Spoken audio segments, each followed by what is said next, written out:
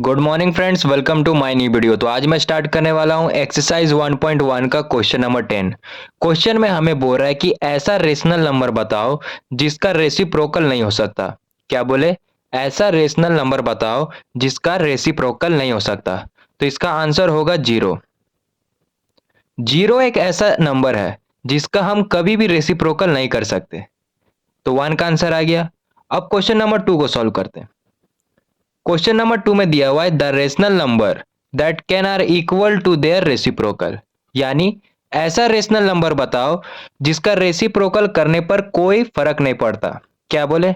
ऐसा rational number बताओ जिसका रेसिप्रोकल करने पर कोई फर्क नहीं पड़ता। तो इसका आंसर होगा वन एंड माइनस वन। क्योंकि हम वन का जब रेसिप्रोकल करते हैं तो वो तो इक्वल टू वन ही आता है, यानी कोई फर्क नहीं पड़ा।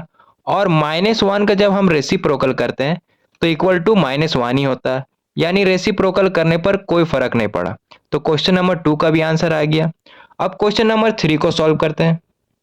क्वेश्चन नंबर 3 में बोल रहा है कि the rational number that is equal to its negative. यानी ऐसा रेशनल नंबर बताओ जो निगेटिव के इक्वल हो। क्या बोले? ऐसा रेशनल नंबर बताओ जो निगेटिव के इक्वल हो। तो इसका आंसर होगा जीरो। जीरो क्यों हुआ?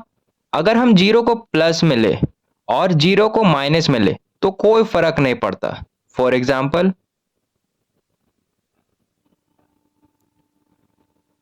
जैसे कि यहां पर ले लेते हैं फोर। फोर को अगर हम प्लस करेंगे जीरो के साथ तो फोर ही आएगा, और फोर को हम माइनस करेंगे जीरो के साथ तो भी फोर ही आएगा। यानी प्लस जीरो लिए तो कोई फर्क नहीं पड़ा, और माइनस जीरो लिए तो भी कोई फर्क नहीं पड़ा।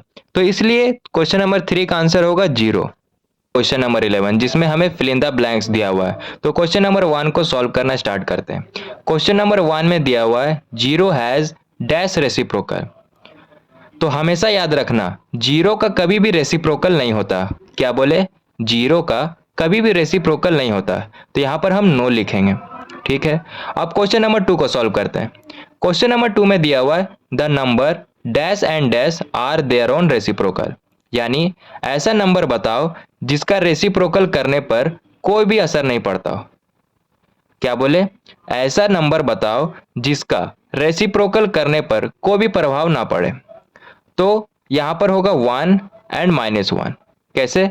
जब हम वन का रेसिप्रोकल करेंगे, यानी वन का जब हम रेसिप्रोकल किए तो इक्वल टू वन ही आया, कोई भी असर नहीं पड़ा। अब हम माइनस वन का रेसिप्रोकल करेंगे तो इक्वल टू माइनस वन ही आया, यानी यहां भी कोई भी असर नहीं पड़ा। तो क्वेश्चन नंबर 2 का आंसर होगा वन एंड माइनस वन। ठीक है। अब क्वेश्चन नंबर 3 को सॉल्व करते हैं। क्वेश्चन नंबर 3 में दिया हुआ है कि माइनस फाइव का रेसिप्रोकल करो।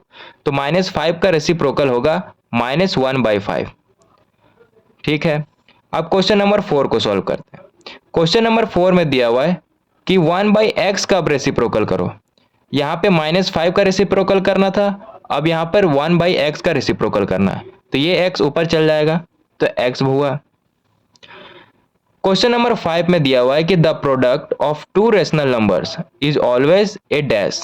तो सबसे पहले हम ये जान लेते हैं कि रेशनल नंबर का मतलब होता है क्या। तो ऐसा नंबर जिसे हम p बाई क्यू के फॉर्म में लिख सके उसे हम रेशनल नंबर कहते हैं। फिर से बोलते हैं, ऐसा नंबर जिसे हम p बाई क्यू के फॉर्म में लिख सके उसे हम रेशनल नंबर कहते हैं। जैसे कि 2/5, ये p बाई क्यू के फॉर्म में है तो ये एक रेशनल नंबर है। और क्वेश्चन में हमें बोल रहा है कि दो रेशनल नंबर को मल्टीप्लाई करो।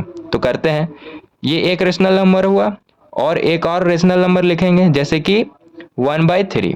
अब जब इसे मल्टीप्लाई करेंगे तो 2/15 आया, यानी ये भी एक रेशनल नंबर है p बाई क्यू के फॉर्म में। तो वही हमें बोल रहा है कि जब हम दो रेशनल नंबर को मल्टीप्लाई करेंगे तो वो क्या होगा, तो वो एक रेशनल नंबर ही होगा।